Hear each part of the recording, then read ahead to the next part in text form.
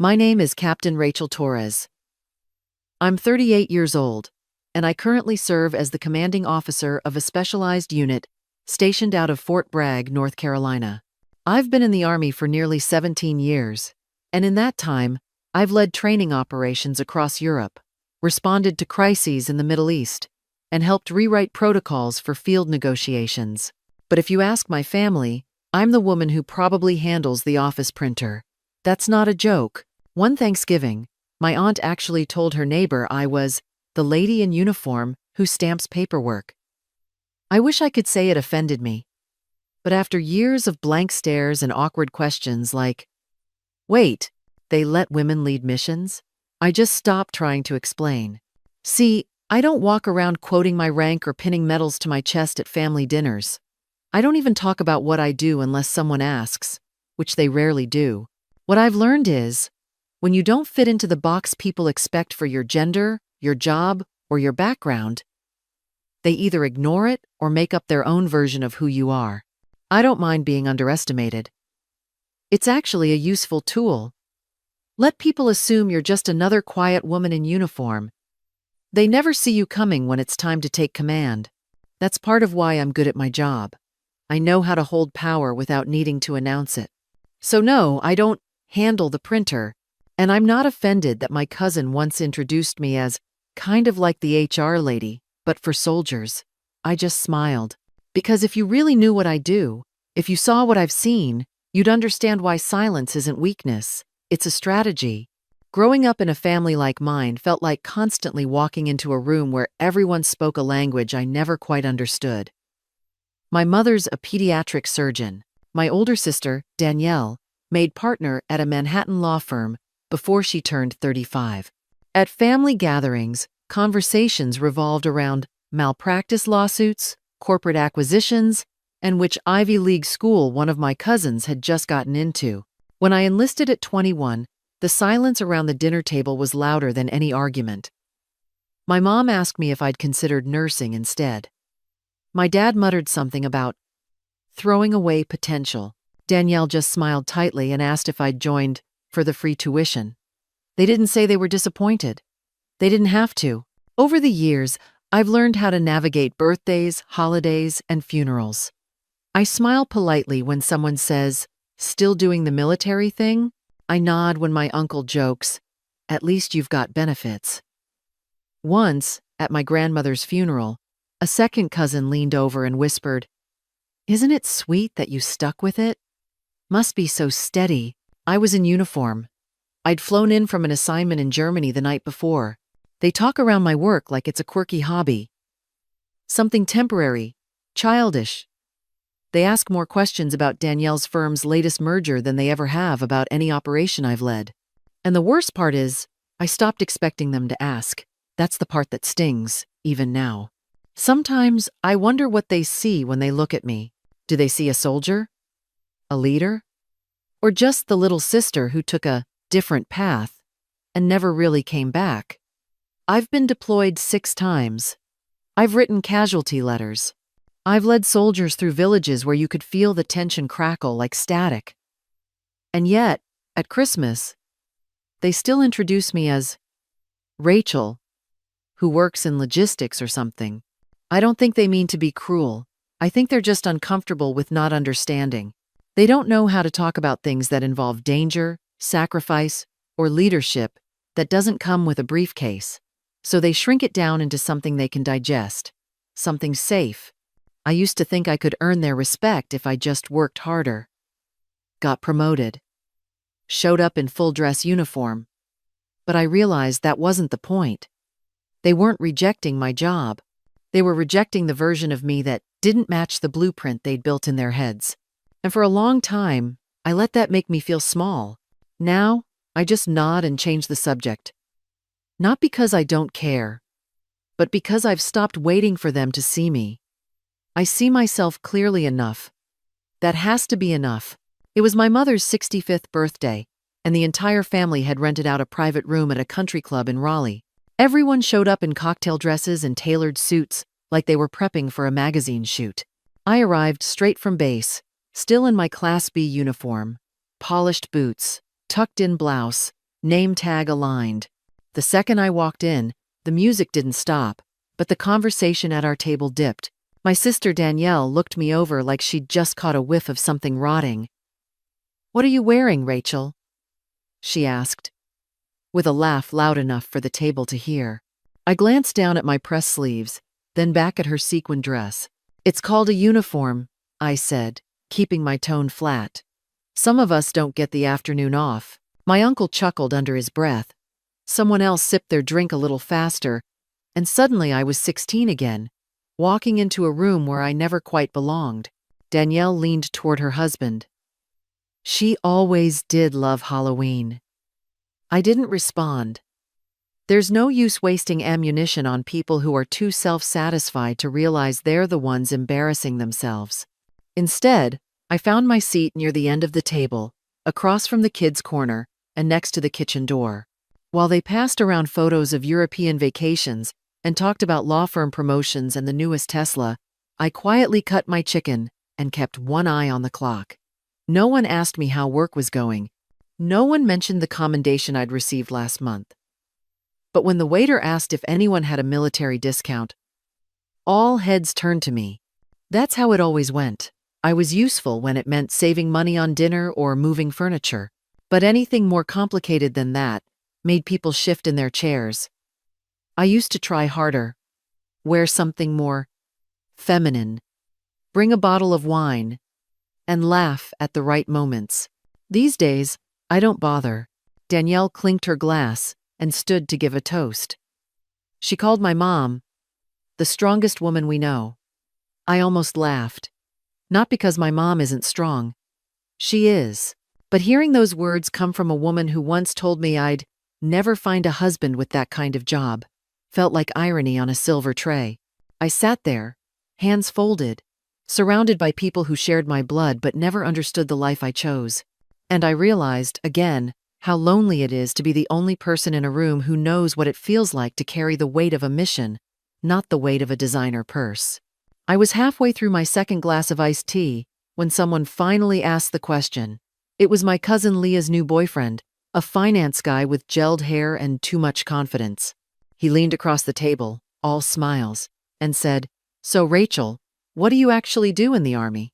Are you like admin or something?" Before I could open my mouth, Danielle jumped in. "She files reports, I think. Keeps things running behind the scenes.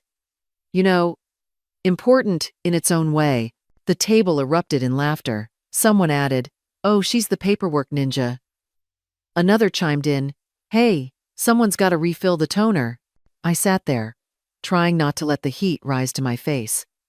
My jaw clenched as I stared at my fork, counting slowly in my head. They weren't trying to be cruel. Not directly. That was what made it worse.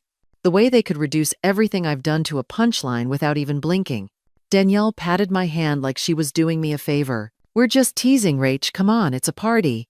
I looked at her, really looked at her, and for a second I almost said everything. About the missions, the soldiers I've led, the close calls. But I didn't get the chance. My phone buzzed. Not a casual text buzz. The tone I only get for urgent command calls. I picked it up and stood without a word. My CO's voice came through, tight and focused. "Captain Torres, we need you. There's a developing situation at Bragg. Possible threat, coordination meeting in 20. I was already walking to the door before she finished. Danielle called after me. "Wait, you're leaving? Mom hasn't even opened her presents." I paused, just long enough to turn back. "Tell her happy birthday. I have work," someone muttered. "Must be a toner emergency." I didn't respond. I pushed through the double doors, the din of laughter still echoing behind me. Outside, the air was cooler, sharper. I moved fast toward my car, keys in hand, pulse steady. Whatever was waiting for me back on base, it couldn't sting more than the 10 minutes I just spent at that table. They laughed because they had no idea what I really do, and for the first time, I didn't feel like explaining. I'd let my work speak louder than I ever could. By the time I pulled out of the country club parking lot, My mind had already shifted into mission mode. The chatter from dinner, the laughter, the stares gone, replaced by coordinates, protocol, and risk assessment. A soldier from the 82nd had gone off-grid after a psych evaluation flagged instability. Now he was armed, off-post, and had drawn a weapon in a residential neighborhood 2 miles from Fort Bragg. I hit the siren as soon as I turned onto the main road. Dispatch fed me updates through the car radio. Civilian bystanders were sheltering in place. Fayetteville PD had secured the outer perimeter, but they were waiting for military command to take over. That was me. I reached the scene in under 10 minutes. Blue and red lights strobed against suburban fences and brick mailboxes. Officers were crouched behind vehicles, radios clipped to their shoulders, guns drawn but held low. I pulled my credentials, clipped my badge to my belt, and made my way to the incident commander. "Captain Torres, 82nd Airborne," I said. "Who's your suspect?" The sergeant handed me a file. "Staff Sergeant Isaac Holloway, 31. Recently returned from deployment." Neighbors reported shouting, then saw him pacing with a handgun in his driveway. When our units arrived, he ran into the garage and hasn't come out since. I scanned the report. 2 priors for disorderly conduct. No violent history.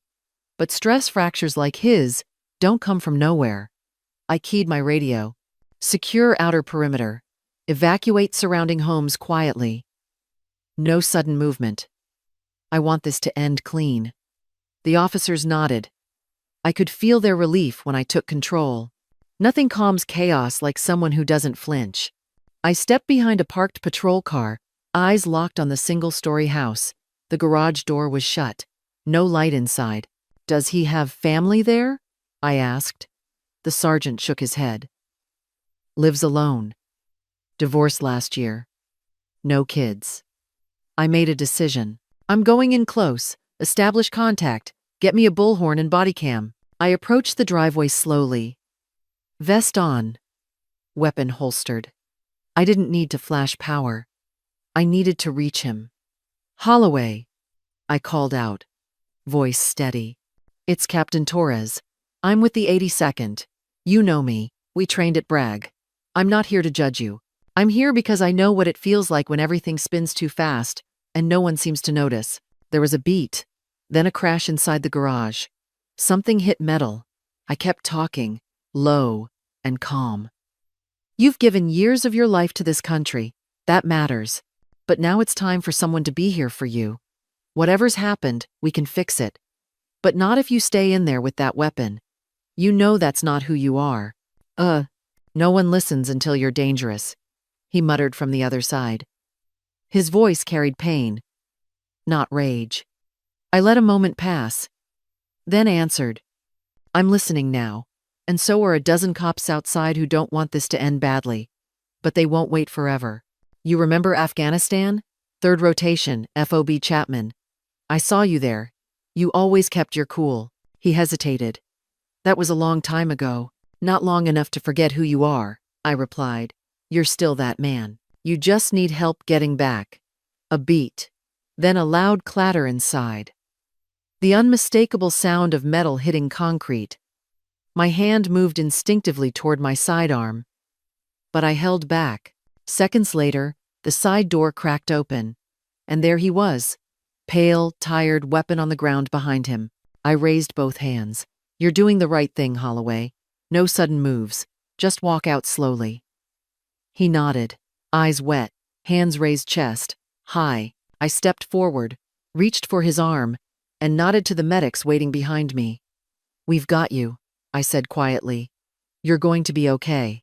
They led him to the ambulance without cuffs. I watched them disappear into the flashing lights. And only then did I let out the breath I'd been holding for what felt like hours. No one was hurt. No one died. That's the kind of success they don't talk about at family dinners. In that moment, I didn't feel like a clerk, a footnote, or someone who just files reports. I felt like what I was, a leader, a soldier, and someone who still knew how to bring one of her own homes alive.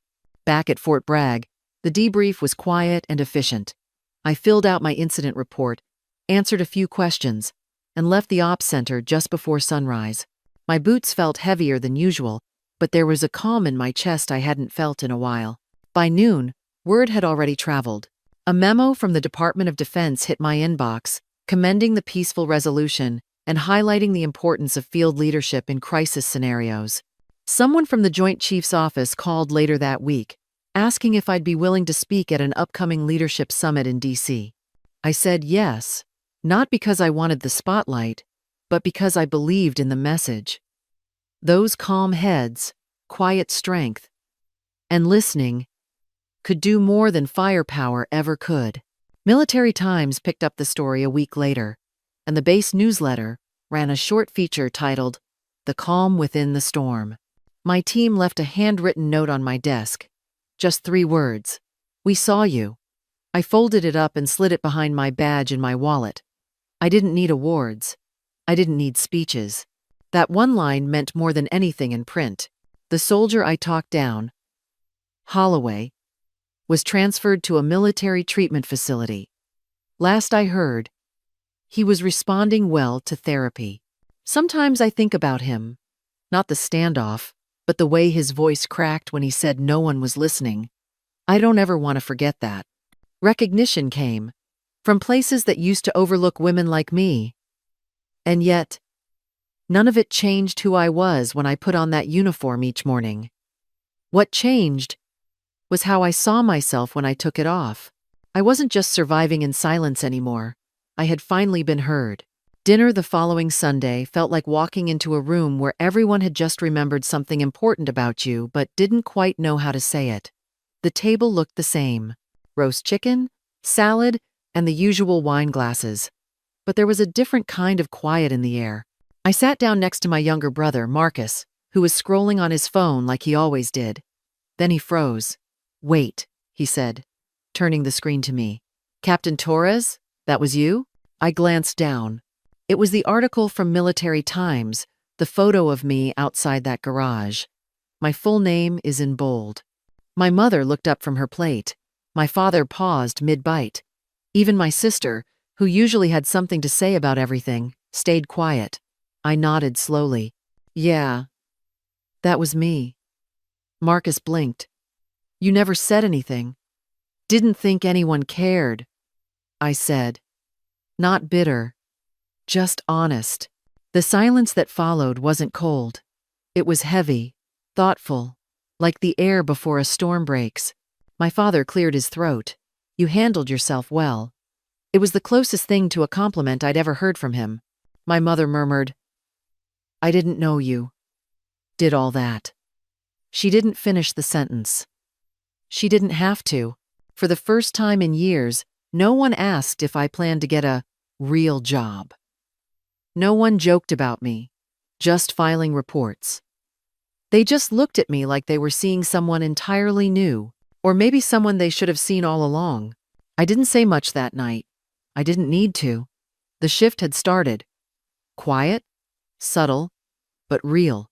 A few days later, my parents invited me over for coffee. Just the 3 of us. No distractions, no birthdays, no formal reason. My father spoke first. He said they'd been wrong, that they'd made assumptions because my path didn't look like theirs. My mother added that she was proud, even if it took her too long to say it. I listened. I nodded. And I told them I let go of the resentment. Not because I needed their apology, but because holding on to resentment would only weigh me down. What mattered most wasn't their approval.